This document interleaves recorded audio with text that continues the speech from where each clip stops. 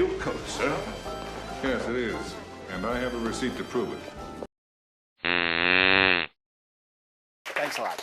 I'm going to show you a trick taught to me by a great old friend of mine named Marlo, who was a magician back in the late 1900s. And does it sound like I'm making this up? Because I am. But the only thing real about that statement was a guy named Uncle Marlo. Could you imagine having that name running around? Anyway, I'm going to show you a trick. This trick uses two different sets of playing cards, which I have here in this little wallet. We have a red set, okay, and we also have a blue set, okay? And Becca, I'm going to let you help me on this. We don't need this, so we'll just like scratch it. Now, I want you to notice, I want everyone to notice that the red cards are in numerical order, king through ace, okay, all the way through, okay? And the blue cards are in the same exact order as the red ones, which is numerical order all the way through. Now, here's what I'm going to do. I'm going to give you a choice of either packet. Would you like to use the red or the blue? Okay, so I'm going to take the blue cards and I'm going to mix them up, okay? We're going to give them a shuffle like this. This is the way you mix the cards. This is called shuffling the cards, or shuffling, depending on East Coast, West Coast, whatever, okay? There's also another shuffle I'm going to teach you, which is called a randomizer shuffle. Have you ever heard of it? Okay, this is how it works. You deal the cards down like this, and then whenever you want, you switch the top card with the next one, you drop them both. So you can deal them one at a time, or when you want to switch to two and drop them both, switch to two, drop them both, switch to two and drop them both. I'll show you one more time. This randomizes the cards, okay? So you can deal, or you can switch, or deal, or you can switch, okay? So go ahead, give them the old randomizer shuffle. I know you'll do well. Just deal them just like that, and go slow. There you go, and just drop the two. Unbelievable. You catch on well, and you don't have to do it all of them, or you can deal. You're doing great, okay? Very much. So now we have the cards, as you can see, in a mixed up order. I don't want to see the order, okay? Would you take a card out of the middle there for me and just turn it face up and place it back? And that was a random choice, okay? I'm going to put these down. Now, remember what I have over here. First of all, would you hold out your hand and just hold on to these, okay? Just hold them like when you're going to deal cards like that. I have the red cards, and remember the red cards are in the order ace through king, numerical order. Would you turn over your top card? Okay, because yours were shuffled, you have a 7, mine are in numerical order, so I start with an ace. But watch this, you're not going to believe this. If I take the ace and I rub like that, I get the same card that you had. Yeah, just deal it down here, okay? Now, wait, it goes one step further. If I just wave the packet, now this whole packet has changed itself magically into the order of that packet. Seriously, turn over your next card. What do you have? You can place it there, the ace of spade, and my card is the ace of spade. What's your next card? 8 of spade, I have the 8 of spade. You have the 2 of spade, I have the 2 of spade. You have the 9 of spade, I have the 9 of spade. You have the 3 of spade, I have the 3 of spade. Isn't this something? Yeah. Look at that. You have a 4 of spade. Not only do I have a 4 of spade, but you have a 10 face up. My packet now has a 10 face up, just like yours.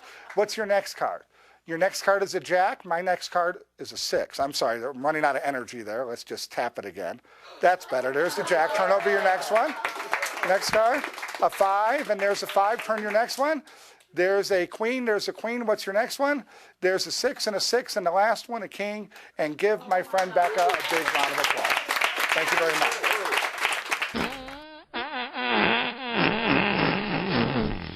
Hey guys, to do this awesome trick, you're going to need to take the spades or any suit of your choice out of 2 different decks with contrasting colors, obviously. And then you put them from ace to king like this and ace to king like that. Now, one of these stacks has to be set up. It has to have a setup, but it's not too complicated.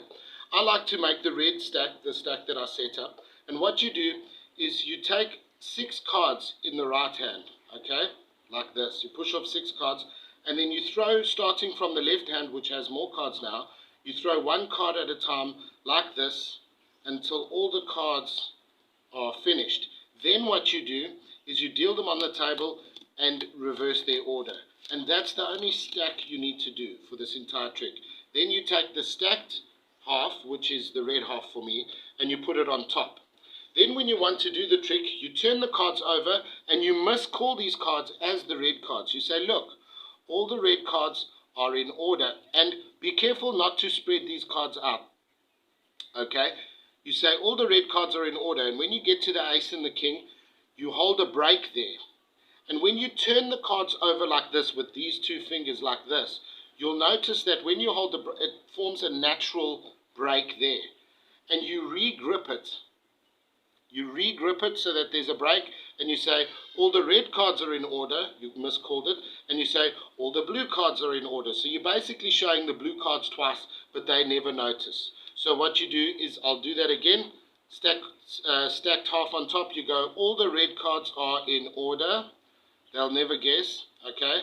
Then you hold a break there, and you turn it over, and by the natural break, it'll do that. You hold another break and you put the red cards down, and then you turn over the blue cards. You say, also, all the blue cards are in order. Then you tell them, pick one of the piles. They can pick any pile, and it's basically a magician's choice. So if they pick the red pile, you say, fine, we'll leave the red pile on the table until the end. Or if they pick the blue pile, you say, fine, we'll use the blue pile. Either way, you're out, okay? And it looks like they've had a choice. Then you take the blue pile, and you push off once again 6 cards into your right hand without counting. Don't make it obvious. It's 3 and 3. It's very quick. Don't make it obvious. And starting at the left hand, you alternate. And you tell them, this is a Pharaoh shuffle. This is a weave shuffle. This is a riffle shuffle. Whatever you want to tell them. And you tell them this basically mixes the cards up. But what mixes them more up is a randomizer. Now, you have to run through these cards 3 times, deal them out onto the table 3 times for it to be back in the right order. And I'll show you what I mean. First, you give them the example of what a randomizer is. You tell them they can deal as many cards as they want, or they can swap the next 2 cards. They can deal as many as they want, or they can swap the next 2 cards if they want, okay, until all the cards are gone. Now you know you've dealt through it once. If you think about it, while you're doing the randomizer, if you swap these cards, it doesn't actually make a difference because this card was going to go down first anyway. So whether you swap them or not, it doesn't make a difference. All you're basically doing is reversing the order, okay? And then you keep going until the second time you've explained it to them. You explain it to them twice. 2 times you do a run through. Then on the last time, magicians, most of them like to give out the cards and let the spectator do it themselves. In the past, I've had bad experiences. People drink, people get full of crap, and then they do funny things with the cards, and then the trick is over. So you tell them, listen, do you want me to deal or swap this card? So they say deal, they say deal, they say swap. And you just basically tell them with every card whether they'd like to swap it or deal it, okay? And then they will do that, and they will think that they have mixed up the cards according to their choice. But now these cards will be in the order of those cards. Then you tell them, choose a card out of the middle of this stack. And they choose a card out of the middle of the stack. You tell them to touch the back of the card, and then you out-jog it like this, and put it on the table and say, look at it. When you bring this hand back, you steal the top card from the left packet away. Okay? So I'll go through that again. They touch this card, you push it forward like this, you put it on the table, tell them to have a look at it, and when your hand comes back, you steal this card off the stack in your left hand like that. Then you tell them to put their card face up over there, and they put it face up over there. That stealing the card is very important. Then you close it and you show, okay, it's in a very mixed up order. I don't have to see what the order is, but it's in a mixed up order, and the one card is reversed, and you put it there. Then you pick up this pile, and you say this pile is still in order. So the top card has to be an ace. So you get a pinky break while you're saying the top card has to be an ace, and then you do a double lift and say the top card is an ace. What is your top card? Put it face up over here. And then they put the top card there, and then you say, the funny thing is, if I tap it like this, my top card becomes your card. But if I take the rest of the stack and tap it, then the whole stack matches your stack. Turn your next top card face up over here. And then they do that, and then you do the same. But now you've started pushing more than one card off in sort of like a spread here, and I'll show you why. You are waiting for that face-up card. You tell them turn over your card, and then you turn your card over and it matches. You tell them turn over your next card, you turn over your next card and it matches, and the whole time you're leaving it spread like this, getting ready for another double turnover.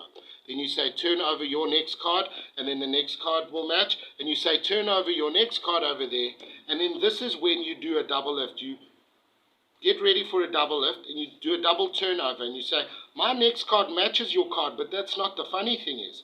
The funny thing is, the 3 of spades is also face up in my stack as well.